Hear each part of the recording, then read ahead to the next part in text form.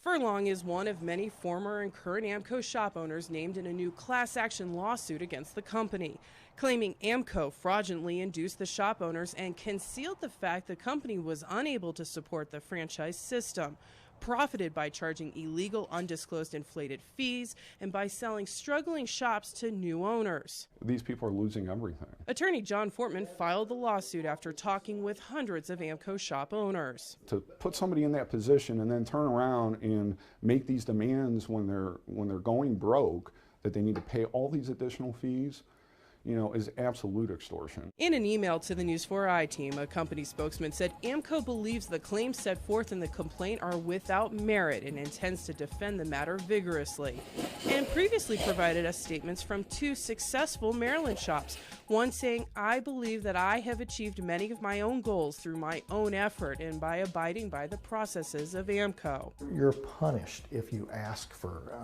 help. Tim Montileone currently owns 3 shops in the St. Louis area.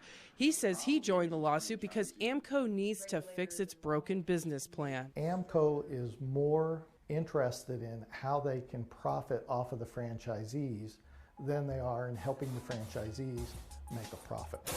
He says AAMCO sold him a shop that had already failed after this previous owner lost at least $400,000. They were more interested in flipping those the franchises rather than supporting their franchisees. Hard lessons learned by these businessmen now hoping to get their day in court. If you haven't been in the car business, you have no business buying the stream. Against a company they say promised them a roadmap to success, but ended up driving them into financial ruin.